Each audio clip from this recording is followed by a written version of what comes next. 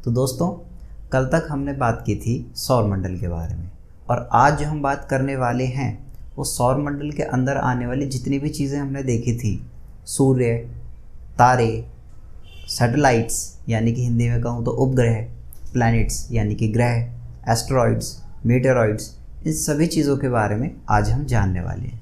तो चलिए बिना किसी देरी के शुरू करते हैं।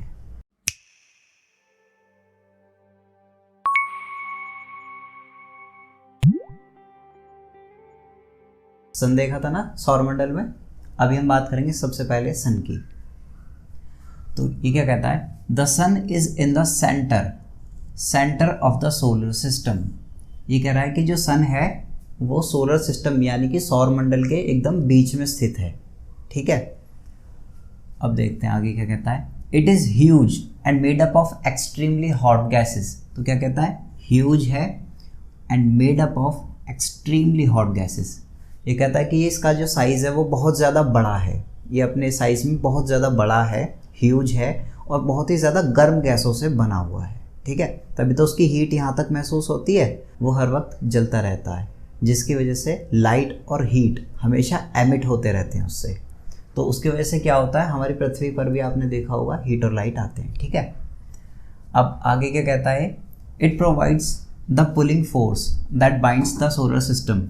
यानी कि क्या कह रहा है, it provides the pulling force that binds the solar system. यानी कि इसका जो खिंचाव बल है वो क्या करता है, पूरे सौरमंडल को बांधे रखता है। ठीक है, उसके बाद बात करते हैं, ये क्या कहता है, ultimate source of heat and light for the solar system. Ultimate source है किसका, heat and light solar system के लिए, यानी कि सौरमंडल के लिए ऊष्मा का और प्रकाश का अगर कोई एकमात्र सोर्स है तो वो क्या है, अल्टीमेट सोर्स अगर कोई है तो वो क्या है, सन।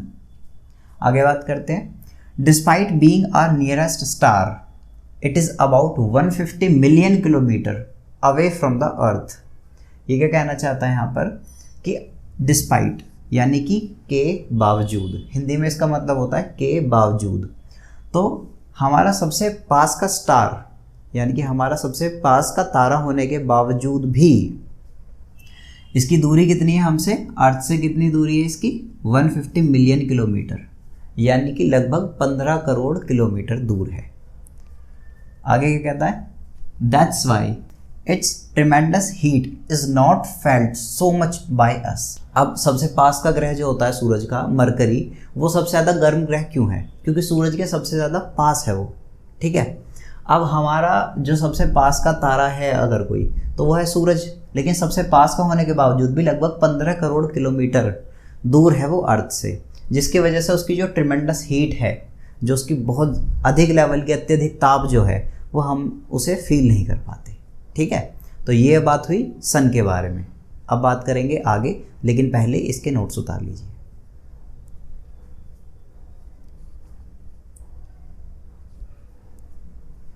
Planets, there are 8 planets in the solar system. 8 ग्रह हैं, पहले 9 हुआ करते थे, अब 8 हैं, पहले प्लूटो भी हुआ करता था, आगे डिस्कस करूंगा उसके। There are 8 planets in the solar system. ठीक है, पता है, हम सभी को पता है, मुझे पता है, आपको भी पता है। In order of distance from the sun they are, यानी कि सूरज से दूरी के अनुसार, सूरज से अगर आप दूरी के अनुसार देखेंगे ग्रहों को, अगर आप कैटेगराइज करेंगे कि सूरज से दूरी के अनुसार कौन कौन से ग्रह आते हैं, जैसे कि आपकी बुक में भी दिया हुआ है, इधर सूरज है और इधर क्या हुआ है, अलग अलग ग्रह आए हुए हैं। ठीक है, तो सूरज से दूरी के अनुसार क्या है, सबसे पहले आता है मरकरी, इसका नाम ही देखो मरकरी, सूरज के सबसे पास का ग्रह और सबसे ज़्यादा गर्म ग्रह। फिर Venus, Earth, Mars, Jupiter, Saturn, Uranus, Neptune. अगर हिंदी में बात करूँ इनकी तो ये रही बुध, शुक्र, पृथ्वी, मंगल, बृहस्पति, शनि, यूरेनस, नेपच्यून। मतलब ये अगर आप कह सकते हैं इन्हें अरुण, वरुण, चाहे बोलिए चाहे ना बोलिए, उसमें कोई दिक्कत नहीं, यूरेनस नेपच्यून से भी चलेगा। ठीक है, अब इसे सूरज से दूरी के अनुसार अगर याद करना हो आपको, तो उसकी एक ट्रिक होती है जो आपकी बुक में दी हुई है। अब ये ट्रिक इंग्लिश में ही है, अब ये हिंदी वाली ये मत बोलना कि हिंदी में ट्रिक नहीं दी है, ये कुछ नहीं। तो मैंने आपको बोला था कि थोड़ा सा यूज़ टू आप इंग्लिश के लिए हों धीरे धीरे, इसलिए बाइलिंगुअल एक साथ पढ़ा रहा हूँ, ठीक है। आपको क्या करना है, ग्रहों के नाम दोनों भाषाओं में याद होने चाहिए। अगर मैं आपको बोलूं कि आप अर्थ के बारे में कुछ बताओ तो क्या बता नहीं पाओगे, बोलोगे भैया पहले पृथ्वी के बारे में पूछो, हिंदी में ही पूछो। तो दोनों भाषाओं को थोड़ा सा सहजता से समझते हुए चलिएगा, ठीक है। तो अब मैं क्या कर रहा हूँ, ट्रिक की बात करते हैं, अभी ट्रिक की बात करते हैं, ठीक है। My very efficient mother just served us nuts, एक सिंपल सी लाइन है, ठीक है। लेकिन अगर इस सिंपल सी लाइन को आप देखें तो इतना गहरा मीनिंग छुपा के रखती है कि M stands for mercury, V stands for Venus, E stands for earth, M stands for Mars, J stands for Jupiter, S stands for Saturn, U stands for Uranus and N stands for Neptune. खत्म, ठीक है। तो ये होती है इसकी trick. 8 होते हैं प्लैनेट, और भाई यहाँ तक का प्रोग्राम हमने कर दिया है कंप्लीट। अब आगे बात करते हैं ऑर्बिट की। तो ये क्या कहता है, all the 8 planets of the solar system move around the sun in fixed elongated paths. ये क्या कह रहा है कि ऑल द 8 planets यानी कि ऑफ द सोलर सिस्टम, सौर मंडल के सभी 8 ग्रह, सौर मंडल के सभी 8 ग्रह move around the sun in fixed elongated paths. यानी कि ये क्या कह रहा है, सूरज के चारों ओर सौरमंडल के 8 ग्रह एक फिक्स्ड एलोंगेटेड पथ में सूरज के चारों ओर घूमते हैं। अब सवाल ये उठता है, फिक्स्ड एलोंगेटेड पथ ये क्या है। तो फिक्स्ड का मतलब आप जानते हैं, निश्चित पथ, रास्ता। एलोंगेटेड का मेन गेम है, एलोंगेटेड होता है हिंदी में अगर मैं बात करूं तो दीर्घवृत्ताकार। इस तरह के पथ कहलाते हैं दीर्घवृत्ताकार पथ। अब ये जो फिक्स्ड एलोंगेटेड पथ्स हैं जिन पर अलग अलग ग्रह क्या कर रहे हैं, सूर्य की परिक्रमा कर रहे हैं, ठीक है, उसके चारों ओर मूव कर रहे हैं, तो उसे हम क्या बोलते हैं, ऑर्बिट्स बोलते हैं। अगर हिंदी में कहूँ तो उसे क्या कहते हैं, कक्षा। अभी आप यहाँ तक नोट्स उतारिए, प्लैनेट्स की हेडिंग अभी हम फर्दर कंटिन्यू करने वाले हैं, लेकिन पहले आप इनके नोट्स ले लीजिए।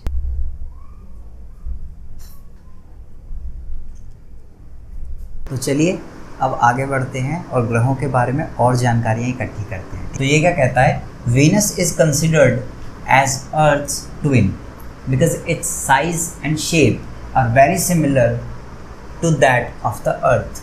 ये क्या कह रहा है कि वीनस यानी कि शुक्र कंसिडर किया जाता है, माना जाता है अर्थ्स ट्विन, यानी कि जो वीनस है, शुक्र जो है, शुक्र ग्रह जो है वो क्या होता है, वो अर्थ का यानी कि पृथ्वी का जुड़वा माना जाता है, ट्विन माना जाता है। क्यों? क्योंकि उसका साइज और शेप यानी कि उसका आकार एवं उसकी आकृति बिल्कुल पृथ्वी जैसी है, are very much similar to that of the earth, इसलिए उसे पृथ्वी का जुड़वा कहते हैं। अब बढ़ते हैं आगे, अब जानते हैं ड्वार्फ प्लैनेट के बारे में। ड्वार्फ प्लैनेट जिन्हें हिंदी में हम कहते हैं बौने ग्रह। रिसेंटली यानी कि अगस्त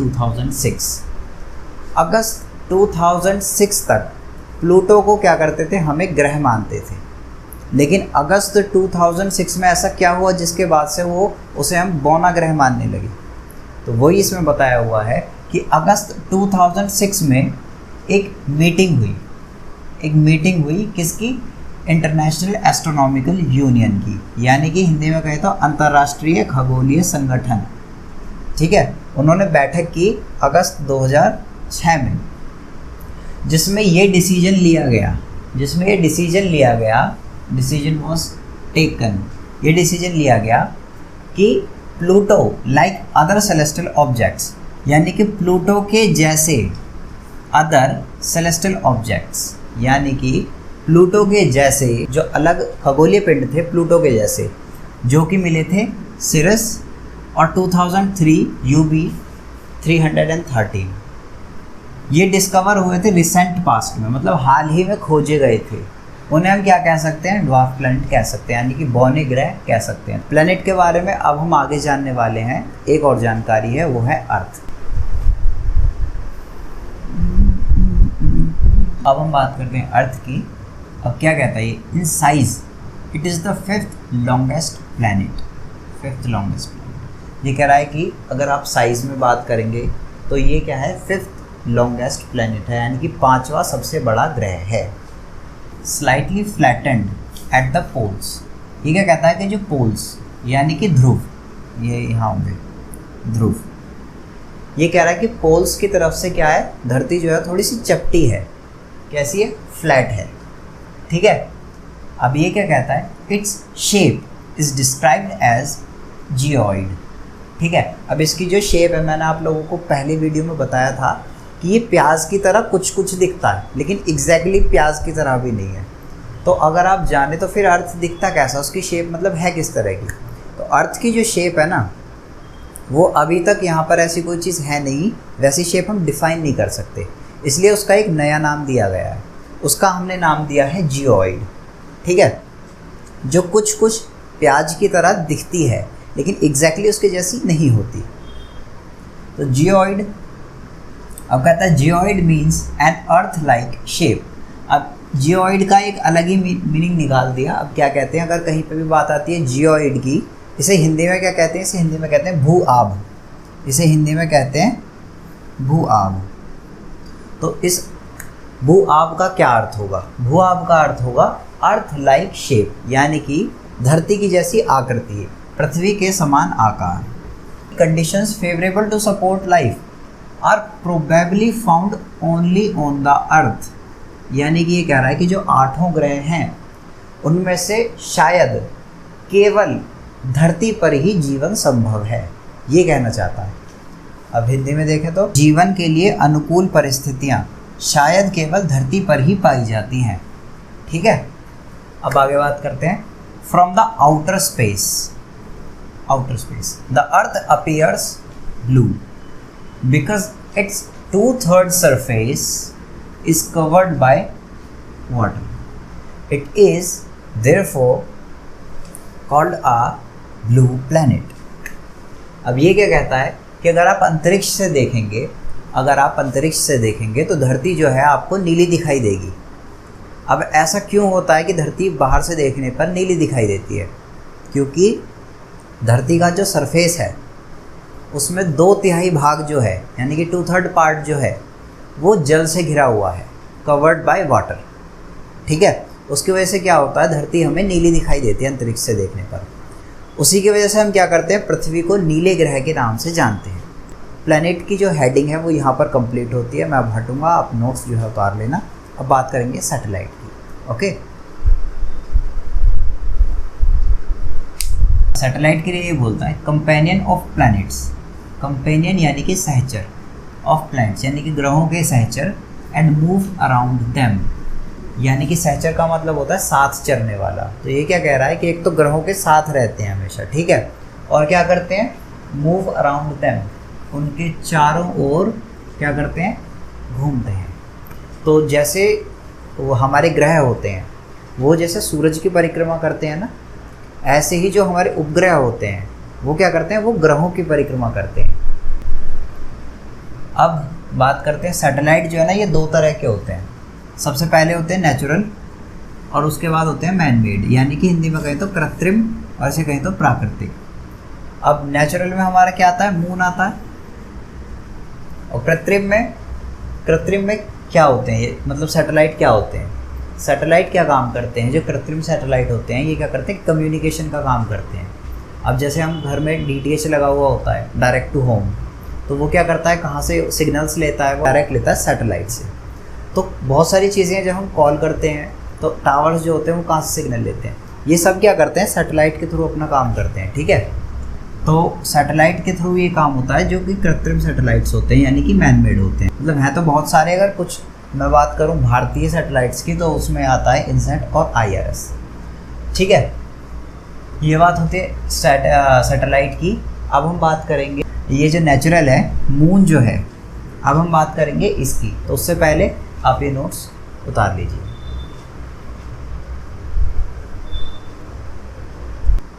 आइए अब बात करते हैं चंद्रमा की, यानी कि मून की। तो ये क्या कहता है, its diameter is only 1/4 that of the earth. यानी कि ये क्या कह रहा है कि इसका जो डायमीटर है, यानी कि इसका जो व्यास है, वो पृथ्वी के अर्थ के 1/4 है, यानी कि 1/4 है। It is about 3,84,400 kilometre away from the earth, यानी कि यह पृथ्वी से लगभग 3,84,400 किलोमीटर दूर है। सूरज जो कि बहुत ज़्यादा बड़ा है, ठीक है, और चंद्रमा जो कि पृथ्वी से भी छोटा है, इन दोनों के साइज़ लगभग बराबर से लगते हैं। जब हम देखते हैं तो हम जब सूरज और चाँद को देखते हैं तो क्या उनमें इतना फ़र्क दिखाई देता है? ऐसा क्यों? चीज़ें जितनी दूर होती जाती हैं उतनी छोटी होती जाती हैं। इसलिए सूरज है तो बहुत ज़्यादा बड़ा, कई गुना बड़ा है पृथ्वी से भी, लेकिन वो इसलिए हमें लगभग चाँद के बराबर दिखाई देता है क्योंकि उसकी जो दूरी है वो बहुत ज़्यादा है। और चाँद की दूरी देखिए 3,84,400 किलोमीटर, कहाँ 15 करोड़ और कहाँ 3,84,400 किलोमीटर। तो इसलिए चाँद धरती के बहुत ज़्यादा पास होने की वजह से हमें उस साइज़ का दिखता है, ठीक है। अब बात करते हैं आगे। The moon moves around the earth in about 27 days around the earth, ठीक है। ये कह रहा है कि जो चंद्रमा होता है ना, वो धरती की जो परिक्रमा करता है, धरती के चारों ओर जो एक चक्कर लगाता है, वो लगभग 27 दिनों में पूरा कर लेता है, ठीक है। अब it takes exactly the same time, ठीक है, टू कंप्लीट वन स्पिन। अब स्पिन क्या होता है? स्पिन क्या होता है? आपने लट्टू देखा होगा या चक्री देखी होगी। आप क्या करते हो? उसे स्पिन करते हो। वो क्या होता है? एक ही पॉइंट पर घूमता रहता है, घूमता है ना। तो ये क्या कह रहा है? इट्स वन स्पिन, यानी कि अपने ही अक्ष पर, यानी कि अपने ही पॉइंट पर जब हम घूमते हैं तो वो कहलाता है स्पिन, ठीक। वन स्पिन का मतलब यानी कि एक बार राउंड मारना, सिर्फ एक राउंड। अब चक्री और वो तो कई राउंड लगा देते हैं बहुत तेज़ी से, लेकिन अपने ही स्थान पर खड़े होकर, अक्ष पर खड़े होकर, पॉइंट पर खड़े होकर एक राउंड लगाना। तो अब इससे हमें एक चीज़ तो पता लगती है कि चंद्रमा क्या कर रहा है? क्या कर रहा है? दो तरह की गतियाँ कर रहा है। पहली तो धरती के चारों ओर घूमने की, और दूसरी अपने ही अक्ष पर चारों ओर घूमने की, ठीक है। धरती भी इसी तरह की गति करती है। अभी मैं आपको नहीं बताऊंगा, आपका अगला चैप्टर नंबर 2, उसमें मैं आपको इसके बारे में बताऊंगा, ठीक है। तो अभी फ़िलहाल में चंद्रमा के बारे में जानते हैं। 27 दिनों में वो धरती के चारों तरफ घूमता है, ठीक है, एक परिक्रमा पूरी करता है, और लगभग इतने ही टाइम में वो क्या करता है? वन स्पिन भी कंप्लीट कर लेता है, यानी कि हिंदी में कहूँ तो अपने अक्ष पर भी एक चक्कर पूरा करता है, ठीक है। As a result only one side of the moon is visible to us on the earth. अब ये क्या कहता है कि इसकी वजह से क्या होता है कि चंद्रमा की ना केवल एक ही साइड हमें अर्थ से दिख पाती है। समझ आया? मैं बताता हूँ। मान लीजिए ये है अर्थ और ये है चंद्रमा। ये वाला फेस जो है चंद्रमा का, ये वाला फेस, ये हम क्या करते हैं? ये हम देख पाते हैं धरती से, ठीक है, ये रहा। अब मान कर चलिए अगर चंद्रमा केवल एक ही तरह की गति करे, अगर चंद्रमा केवल एक ही तरह की गति करे तो क्या होगा? पृथ्वी के चारों ओर घूम रहा है लेकिन अपने अक्ष पर नहीं घूम रहा। अब अगर आप देखोगे तो अब अगर आप पृथ्वी से देखना चाहो तो आप इसके साइड में देख सकते हैं, है ना। अब अगर आप इसे और आगे की तरफ लेके जाओगे, यानी कि जब ये ऐसे घूमता हुआ आएगा पृथ्वी के इधर, तो वो आप देख सकते हैं। आप चंद्रमा का पिछला भाग देख पा रहे हैं, पूरा का पूरा देख पा रहे हैं। लेकिन अगर वापस से स्टार्ट करें, ये फेस हमें दिख रहा है पृथ्वी से, यहाँ से परिक्रमा स्टार्ट होती है, लेकिन स्पिनिंग भी स्टार्ट हो जाती है इसकी, यानी कि अपने अक्ष पर घूमना भी शुरू कर देता है। अब ये दोनों चीज़ें बराबर टाइम पर हो रही, क्योंकि लगभग 27 दिन में ये इसे पूरा करेगा, और इतने ही टाइम में ये क्या करेगा? अपने अक्ष पर भी पूरा घूम जाएगा। तो अब आप क्या देख सकते हो कि ये स्पिन तो कर रहा है, ठीक है, स्पिन भी कर रहा है, और क्या कर रहा है? अर्थ के चारों तरफ भी घूम रहा है। ये देखिए, अब अगर आप देखें तो इसने एक तो राउंड लिया अर्थ का, और दूसरा अपने ही अक्ष पर, अपने ही पॉइंट पर क्या किया? इसने घूमना शुरू कर दिया, स्पिन करना शुरू कर दिया था, जिसकी वजह से क्या हुआ? आप किसी भी पॉइंट पर देखेंगे, अगर अर्थ से देखना शुरू करेंगे तो आप क्या देख सकते हैं? कहीं से भी देखना शुरू करो, यही फेस दिखाई देगा। अब घूमते हुए इस तरह से आ जाइए वापस से। जब ये ऐसे आया घूमता हुआ तो आप देख सकते हैं यही साइड दिखाई दे रही है। इसकी वजह से क्या होता है कि only one side of the moon is visible to us on the earth, यानी कि धरती से हमें चांद की केवल एक ही साइड दिखाई पड़ती है, क्योंकि वो केवल घूमता नहीं है, वो अपने अक्ष पर भी घूमता है। दोनों तरह की गतियाँ होने की वजह से हम हमेशा उसके एक ही फेस को देख पाते हैं अर्थ से। ठीक है।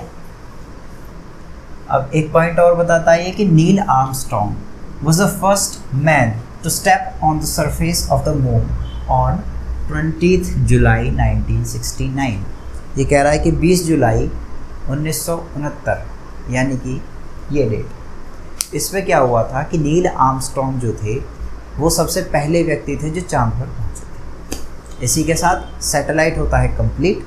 अब बढ़ते हैं आगे, लेकिन पहले बना लीजिए नोट्स।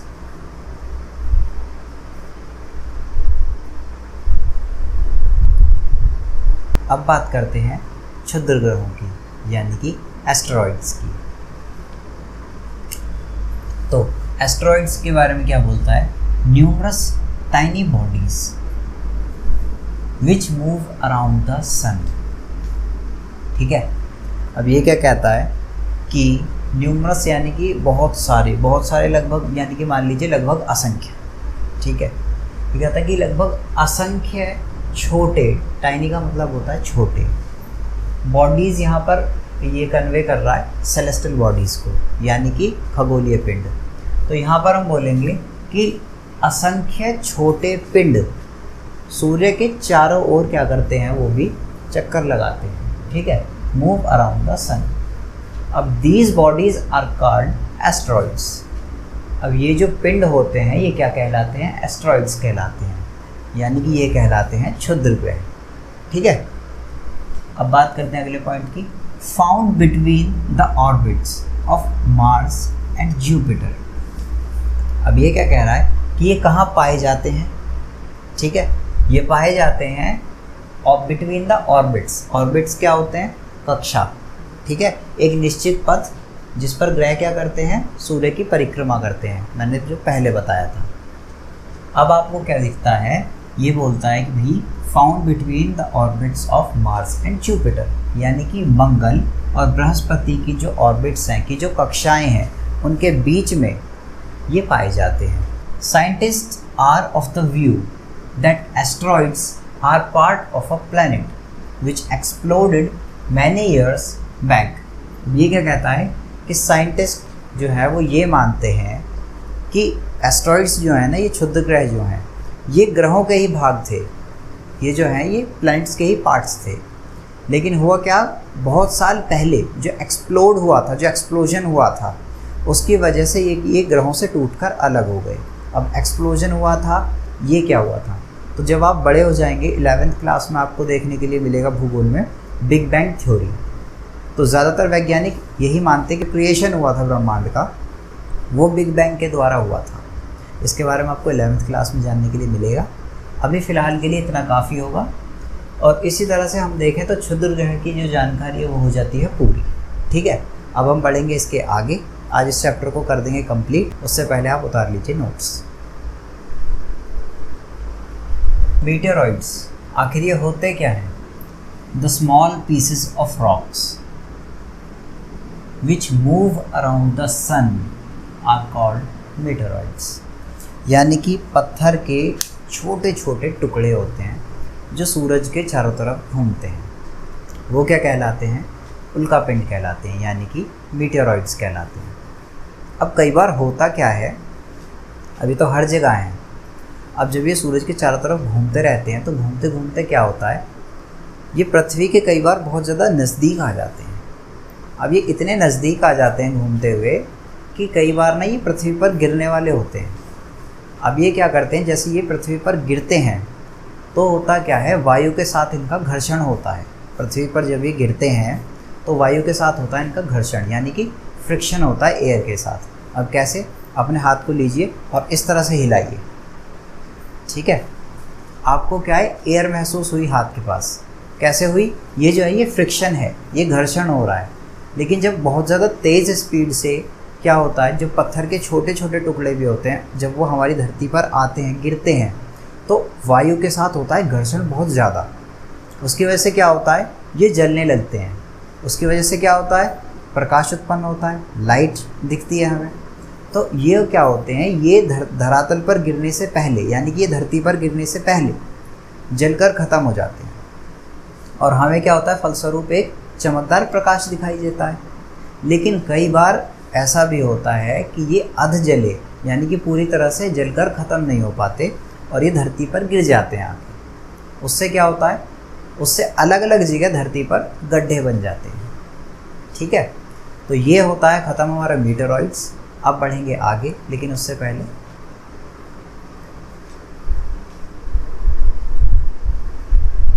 अब बात करते हैं इस चैप्टर के आखिरी टॉपिक की, जिसका नाम है गैलेक्सी, यानी कि आकाशगंगा। A whitish broad band like a white glowing path across the sky, it is a cluster of millions of stars. This band is the Milky Way galaxy. एक सफ़ेद चौड़ी पट्टी जो आसमान में एक सफ़ेद चमकती हुई रास्ते की तरह दिखाई देती है। ठीक है, it is a cluster of millions of stars. Cluster यानी कि समूह, मिलियंस ऑफ स्टार्स यानी कि ये करोड़ों तारों का समूह है। ठीक है, आसमान में चमकती एक चौड़ी सफ़ेद पट्टी जो कि समूह है करोड़ों तारों का। ठीक है, this band is the Milky Way Galaxy. अब ये जो पट्टी है, ये जो बैंड है, ये क्या है, ये मिल्की वे गैलेक्सी कहलाती है। Milky Way galaxy. In ancient India it was imagined to be a river of light flowing in the sky. प्राचीन भारत में ऐसा माना जाता था, ऐसी इमेजिनेशन थी कि ये जो हम देखते हैं चौड़ी सफ़ेद पट्टी, वो मानते थे कि रिवर ऑफ लाइट, यानी कि आसमान में प्रकाश की एक नदी बह रही है। ठीक है, दस इट वॉज नेम्ड आकाश गंगा, इसलिए इसका नाम क्या पड़ा, आकाश गंगा। आकाश में प्रकाश की एक नदी बह रही है। ठीक है, तो इन्होंने क्या नाम रखा, आकाश, और नदी जो बह रही है गंगा, आकाश गंगा। तो इसका नाम पड़ गया आकाश गंगा। आज पता चला मुझे मेरा नाम कितना भारी है, देखो आकाश गंगा। नहीं, a galaxy is a huge system of billions of stars. ठीक है, ह्यूज सिस्टम है किसका, बिलियंस ऑफ स्टार्स। मतलब ये कहना चाहता है कि जो गैलेक्सी है, जो आकाश गंगा है, उसमें जो तारे खरबों की संख्या में उसमें तारे हैं, बादल और गैस करोड़ों खरबों की संख्या में जो है भरे हुए हैं। अब हिंदी में अगर मैं इसकी बात करूं तो कि गैलेक्सी यानी कि आकाश गंगा एक ऐसी प्रणाली है जिसमें खरबों तारे, बादल और गैसें सम्मिलित हैं। ठीक है, there are millions of such galaxies that make universe. अब मजाक साइड के, अब there are millions of such galaxies that make the universe. ये क्या कहना चाहता है कि गैलेक्सी, आकाशगंगा जो है वो ह्यूज सिस्टम है, बहुत बड़ी एक प्रणाली है जिसके अंदर खरबों तारे, बादल और गैसें आती हैं। उसके बाद ये कहता है कि ऐसी मिलियंस ऑफ सच गैलेक्सीज, यानी कि ऐसी करोड़ों गैलेक्सीज मिलकर यूनिवर्स का निर्माण करती हैं। अब ज़रा सोच के देखो यूनिवर्स होगा कितना बड़ा। हमारा सौरमंडल जो आधारित है वो एक तारे पर आधारित है। सूरज सबसे पास का एक तारा है। अब सोच के देखो भाई, एक तारे के इर्द गिर्द अगर आप देखो तो 8 ग्रह मिल जाते हैं। बौने ग्रह अलग रहे, बहुत सारी चीज़ें अलग रही। ठीक है, केवल एक तारे के पास। अब जब आप देखते हो कि जो गैलेक्सी होती है उसमें ही बिलियंस ऑफ स्टार्स हैं, यानी कि खरबों तारे हैं इसके ही अंदर। सोच सकते हैं कितने सौरमंडल लिए फिर रहा है ये। कोई बात नहीं। अब क्या कहता है, ऐसी करोड़ों गैलेक्सीज यूनिवर्स मिल बनाती हैं। तो ज़रा सोच के देखो कि यूनिवर्स होगा कितना बड़ा। इसी के साथ हम अपने चैप्टर को आराम देते हैं। आज चैप्टर हुआ पूरा, ठीक है। कल से करेंगे दूसरा चैप्टर। आप इसके नोट्स उतार लेना और आराम से इसका रिवीजन करना। अगर कोई भी दिक्कत होती है, कोई भी जेन्युइन प्रॉब्लम होती है, ठीक है, तो आप क्या करेंगे, कमेंट बॉक्स में अपनी प्रॉब्लम छोड़ देंगे। मुझे जब भी टाइम मिलेगा मैं उन कमेंट्स को पढ़ूंगा और उनमें जिन भी सवालों के जवाब देने ज़रूरी होंगे उन सभी सवालों के लिए मैं एक वीडियो बना दूँगा, ठीक है। चलिए आप नोट्स उतार लीजिए, अभी भागने की जल्दी नहीं करनी, ठीक है। उसके बाद बाय।